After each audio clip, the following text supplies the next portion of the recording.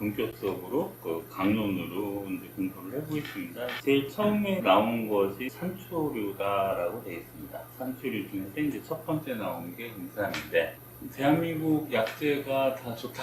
90년도였었던 걸로 기억을 하는데, 명창 한 분이 나오셔서 그랬잖아요. 우리 것이 좋은 것이요. 이렇게 하는 바람에 갑자기 신토부리 바람이 확 일게 됐습니다. 심지어 이제 한약재마저도 국산 한약재가 다 좋다. 기원식물에 대한 문제가 항상 발생이 돼요. 기원식물이 대부분 보면은 사천성 쪽에서 시작이 되는 것 같아요. 그래서 이제 그쪽 약재들이 기원식물들이 되게 많은데, 우리나라 약재로서 삼국시대에서부터도 나왔던 게 그 고려인삼 아닙니까? 인삼은 확실히 이제 우리나라 것이 좋다. 이렇게 이제 돼 있고, 나머지 약재들은 기원식물에 맞고 싼 약재가 좋다 이렇게 생각을 합니다.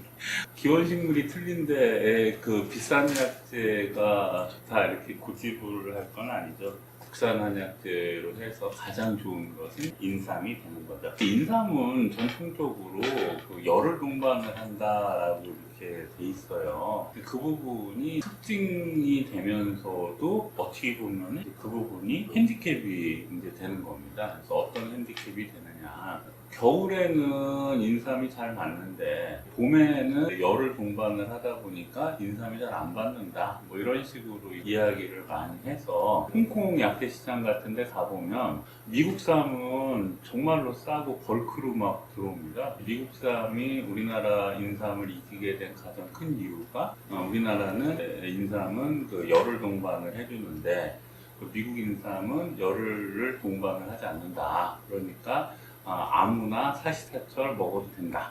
안에 있는 유효 성분, 진생 안에 들어져 있는 유효 성분이 사포닌이다라고 했을 때에 미국산도 사포닌이 나오고 중국산도 사포닌이 나오고 우리나라 인삼도 사포닌이 나오는데 굳이 그럼 산지에 구분을 할 필요가 있느냐? 싼 것이 좋은 것이 아니냐? 이제 이렇게 이야기가 이제 진행이 된 거죠. 또 여러 가지 이제 원인이 있는데 그 중에 이제 하나가 인삼은 열을 동반을 한다. 그래서 이제 열이 많은 사람이라든지 아니면 겨울이라든지 가을 이런 때는 괜찮은데 여름에는 사용을 하기가 어렵다는 이제 핸디캡이 이제 만들어지면서 외국에서부터도 슬금슬금 밀리기 시작을 한 거예요. 우리나라만 안 밀리다가 작년에 홍수가 나면서 금산에 인삼이 다 떠내려갔다. 갑자기 이제 인삼값이 폭등을 했는데 이상하게 저온 창고에 인삼이 많이 들어가져 있어요. 작년에 여파와 올해 여파에서 뭐가 문제가 생겼냐면 인삼 엑스포 같은 걸 하나도 못했어요. 외부로 인삼을 팔리기가 어려웠던 거예요.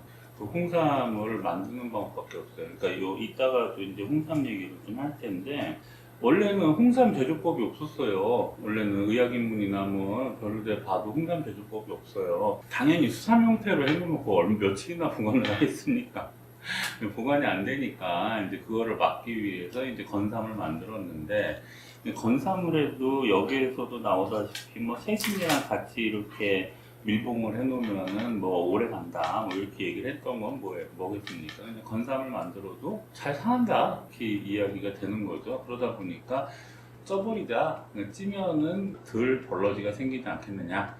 왜 그러냐면 이제 제일 그 중요한 거는 저희 할아버님 때에 갖고 있었던 의학인문 같은 경우도 그 순조 때인가? 그때 만든 거예요. 그 책 내용을 보면은 그 순조 때인가 인삼을 팔았대요. 중국 가가지고 인삼을 팔았는데 그걸로 해서 돈이 생겨가지고 그때 한번 의학인문을 만들어 봐라. 조정에서 얘기가 나와서 이제 만들었다. 이런 식으로 이야기를 합니다. 우리나라 개경이 됐든 금산이 됐든 이제 그쪽으로 해서 중국까지 가다 보면은 잘못하면은 비 오게 되면 젖기도 하고 이렇게 썩을 수도 있으니까 건조하는 부분에 대해서 이제 홍삼을 만들어냈던 거지. 홍삼, 특히 요즘은 또 그런 것도 나오고 흑삼 이런 것도 나오는데 그게 과연 옛날에 있었느냐? 뭐 없었거든요. 없었으니까 너무 그 부분으로 과몰입돼서 정상적인 약재가 아니고 이제 그런 쪽만 또 생각하시는 그런 것들을 조금 지양을 좀 해서 분출을 하는 것이 좋지 않겠느냐, 이제 이렇게 하는 게 좋을 것 같습니다.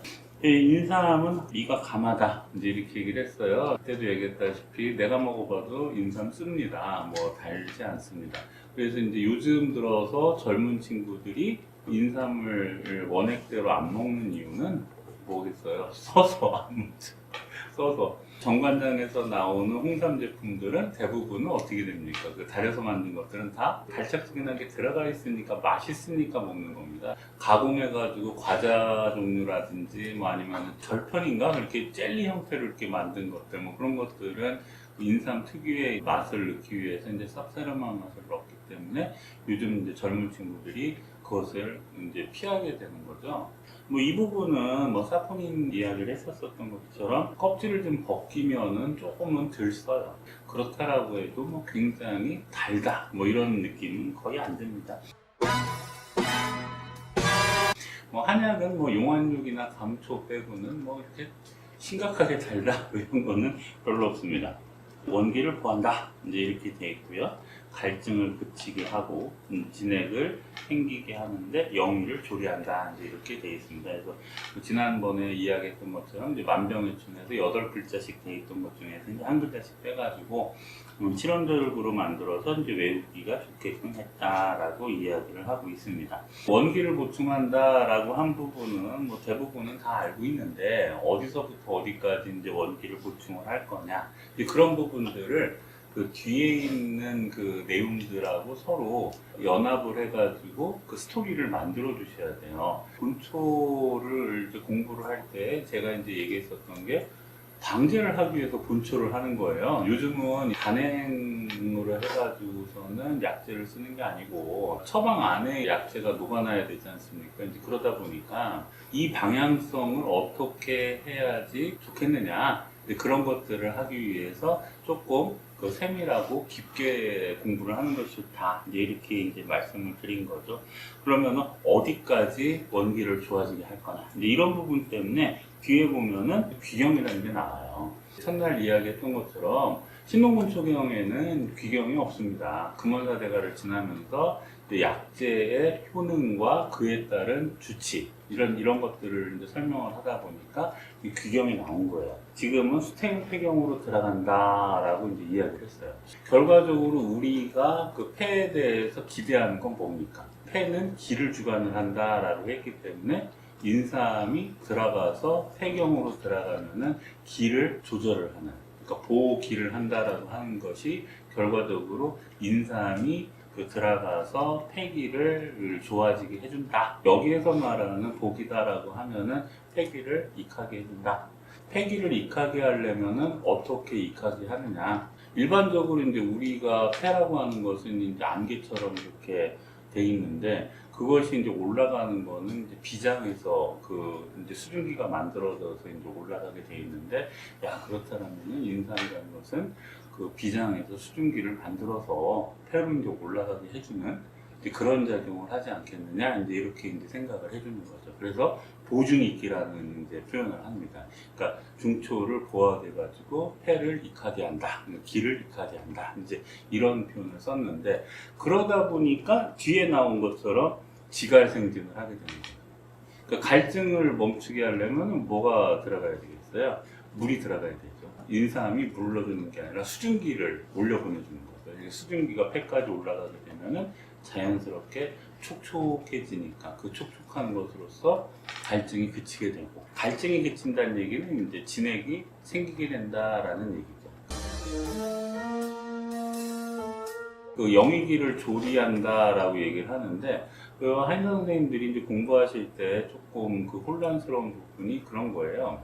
영이라고 하는 것은 무조건 혈이다. 기라고 하는 것은 기다. 이제 이렇게 이제 이분법적으로 이제 구분을 하다 보니까 맥관 안으로 들어가면은 영이 되고 맥관 바깥으로 들어가면은 위가 된다 이렇게 얘기를 하지 않았습니까? 맥관 바깥에 있든 맥관 안에가 있든 원칙은 영기, 위기 이렇게 이제 표현을 하는 거예요. 영기가 됐건 위기가 됐건 다 같이 기입니다. 그렇기 때문에 폐라고 하는 곳에서 기를 조절한다라고 하는 건데 그것을 갖다가 나름대로 세밀하게 표현을 하다 보니까 그 영기 위기라는 거에서 기자를 빼고 영과 위를 조리를 한다. 이제 이렇게 이제 설명을 하게 되는 거죠. 근데 저희가 아버님한테 배울 때는 아버님 때는 송나라 말을 이제 화란 의학, 그러니까 이제 네덜란드 의학이 들어오면서 그 영기 위기에 대한 여러 가지 설들이 있는데 그 중에서 이제 저희 아버님 같은 경우는 영은 동맥, 위는 정맥, 이제 이걸로 하셨었어요. 그래서 간혹 옛날 책들 이렇게 읽다 보면은 그 영위를 갖다가 동맥, 정맥으로 설명을 하는 이제 그런 책들이 있습니다. 근데 지금은 이제 그렇지는 않고 그것보다는 그냥 영기 위기를 조리를 한다. 그래서 기라는 것만 잊지 않으시면 돼요. 본초문답이라는 책이 예과 때 1, 2학년 때 많이 보지 않습니까? 좋은 것도 있지만 안 좋은 것도 굉장히 있는 게 뭐냐면 너무 약을 갖다가 다 기약이다 혈약이다 이렇게 나눈 거예요. 근데 사람이 어떻게 기만 갖고 살고 어떻게 혈만 갖고 삽니까? 그러다 보니까 얘가 이거를 기약이라고 할지 혈약이라고 할지가 되게 모호해지는 거예요. 인삼이 기약, 모든 사람들이 다 보기약이라고 알고 있는데 실제 보면은 지갈생진을 하고 조영의를 한다라고 하니까 얘는 또 보험약은 아닐까 이제 이런 이제 생각을 빠지게 되는 거죠. 그러다 보니까 배가 산에 가는 거야. 이 임상가 책에도 홍가비전이라는 책이 있어요.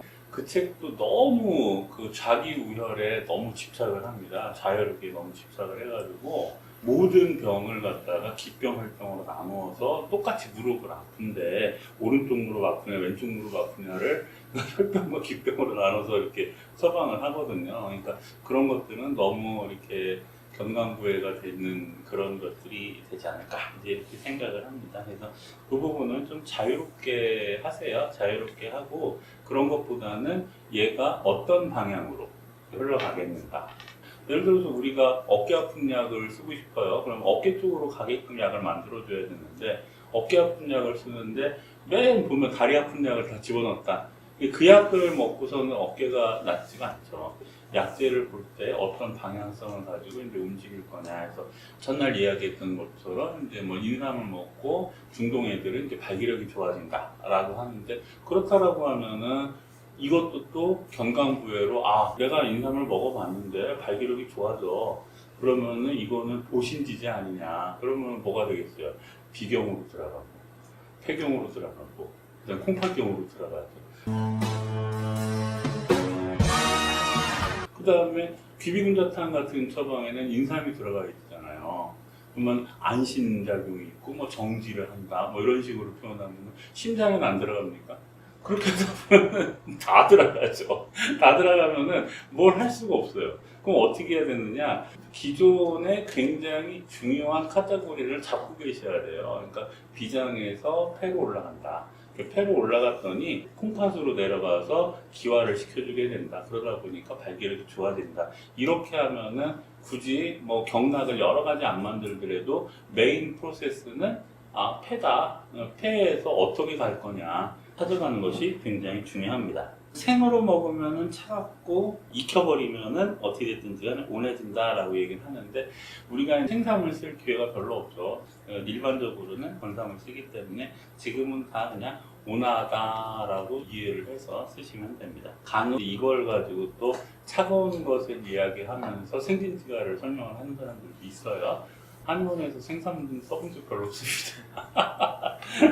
그거는 조금 무리입니다. 그거는 좀 무리고 그냥 우리는 다 건삼을 쓰게 되니까 그냥 온하다 이제 이렇게 판단을 해주고 그리고 온해야지 그 기화를 시킬 때 물이 있는데 그거를 갖다 수증기를 만드는데 불을 떼야지 수증기가 만들어질 거 아닙니까? 그러면 이제 따뜻한 것이 맞다 이렇게 봐주시면 되고 귀경은 수태음 피경으로 들어간다 이제 이렇게 얘기를 하는데 여기에다가 이제 얘기한 게 이제 기중의 혈약이다 이제 이렇게 표현을 하고 있습니다. 그래서 아까 얘기했던 것처럼 100% 기약, 100% 혈약 뭐 이런 건 없어요. 대부분 이제 기중지 혈약, 혈중지 기약 아니면은 그런 식으로 해서 이제 표현을 하게 되지 뭐 이거는 무조건 하고 기분만 들어간다, 이건 무조건 하고 혈분만 들어간다 이제 이런 약제들은 없습니다. 기분으로 들어가는데 결과적으로 기화가 이루어지게 되면 폐에서 땅으로 비를 내려주잖아요. 그러다 보니까 진액이 생긴다. 그래서 이제 기중지 혈약이다 이제 이렇게 표현을 하고 있습니다. 그 세신이랑 같이 밀봉을 하면은 그 해가 지나가도 썩지 않는다. 이제 이렇게 돼 있어요. 벌러지가 안 먹는다. 이렇게 돼 있습니다. 여태까지 제가 본 걸로 건사함을 만들어서 아무리 눅눅한 데에다가 보관을 한다라고 하더라도 한참 가요. 밀봉돼 있고 제습제가 이렇게 들어가지 않습니까? 실리카겔이 들어가서 하면은 한 3년까지는 다 무리가 없는 것 같아요. 굳이 세신이랑 같이 이렇게 안 넣어놓고 계셔도 됩니다. 인삼 한 근을 사셔가지고 1년이 될 정도까지 기다려서 사용을 할 정도면 이제 좀 굉장히 힘든 한의원이 되는 거예요. 굳이 그렇게 해주실 필요는 없습니다. 그래서 약장에다가 다 이렇게 그 세신을 이렇게 넣는 그런 건 하지 마세요. 그 다음에 열호를 반한다라고 되어 있는데, 열호라는 약재는 5, 3을 다 반합니다. 5가지 3종류. 홍삼이 아니고 뒤에 이제 삼자 붙은 거 있잖아요. 뭐 고삼이라든지 단삼이라든지 뭐 이런 것들이 있는데, 그 모든 3종류는 다 열호를 반하게 되어 있습니다. 반하는 약재들은 가능하면은 안 하는 게 좋습니다.